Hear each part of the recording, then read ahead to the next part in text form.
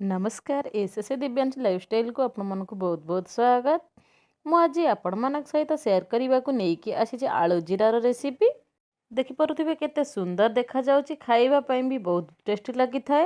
यही रेसिपी रुटी बा परोटा बा पूरी सह बहुत टेस्टी लगी थाए। चलंतु डेरी न करी प्रस्तुत करिबा। आलू जीरा बनया पई का मु आलू को एठी एमती बॉईल करी नेइची। एमती मु सब गुड़ाक आलू को एमती कट कर नौची। मुझे सब गुड़ाक आलू को एमती कट कर नहीं। चलतु गोटे कड़ई गरम कर नवा। मुझे गोटे कड़ई गरम कर नहीं। मुझे 2 चम्मच घी दे दूची। मुझे 2 चम्मच घी दे देची। आपण मैंने रिफाइन तेल भी करें। मोर घी गरम हो आसला। 2टा सुखिला लंका दे देची। एमती लंका को आम फ्राए कर नवा। जेहेतु आलू जीरार रेसिपी आम बनाऊँ, जीरा टिके एठी अधिक देबा। मुझे 1 चम्मच पूरा जीरा दे देची। मुझे 1 स्पून जीरा दे देची। एमती आपको फ्राए कर नवा। मुझे आधा चम्मच हिंग दे दूची।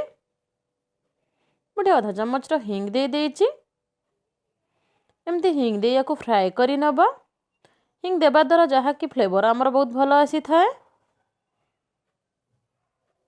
काटिक रखिथबा आलू को आम एठी देदबा। रखिथबा आलू को मु एठी दे देची। एमती आपको फ्राए कर नवा। मुझे एमती फ्राए कर नेइची। मुझे आधा चम्मच दे देची हल्दी पाउडर। 1 चम्मच दे देची रेड चिल्ली पाउडर। मुझे आधा चम्मच दे देची धनिया पाउडर। धनिया पाउडर नथले आपण माने जीरा पाउडर दे परिबे। स्वाद अनुसार लुण। एमती आपको सब दे आम आपको फ्राए कर नवा। एमती सब दे मुठी एमती मिक्स कर नौची। मुठी एमती मिक्स कर फ्राए कर नौची। मुठी एमती फ्राए कर नौची। मुठी एमती कवर कर नौची। 2 ରୁ 3 मिनिट पई कवर कर नौची। जेहेतु मुझे कवर खोली नहीं। जेहेतु आलू को मु बॉईल कर नहीं तो आलू मोर सीझी जाइथिला। एटी खाली फ्राए पाइंका रखी देइथिली। एटी एमती फ्राए कर नवा। मुझे एमती 2 ରୁ 3 मिनिट पई फ्राए कर नहीं।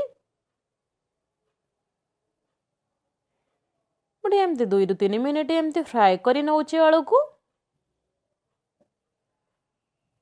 एमती आलू पूरा ब्राउन कलर होगा पर्यंत भलसे फ्राए कर नेबे।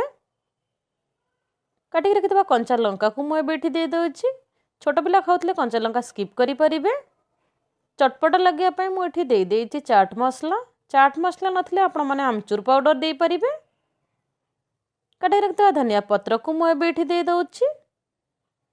काटिक रखिथबा धनिया पत्र को मु एठी दे देची।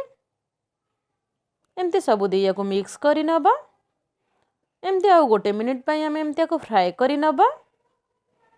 मुठे एमती 1 मिनिट पई फ्राए कर नेइची। मोर आलू जीरार रेसिपी पूरा एठी बनी गला। चलंतु एबे सर्व कर नवा।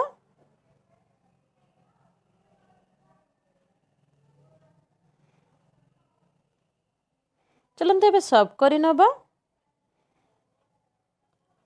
यही रेसिपी रुटी बा परोटा सह बहुत भल लगी थाए। आशा करी आज यही रेसिपी आपण मानक बहुत भल लगी थिबो। मो वीडियो केमती लगिला ताहा कमेंट माध्यम रे जणाइबे। मो वीडियो भल लगिले लाइक करंतु, शेयर करंतु, सब्सक्राइब करंतु। फेसबुक पेज रे देखतुले फॉलो करंतु। मो चैनल नुआ थिले प्लीज सब्सक्राइब करंतु। Thank you.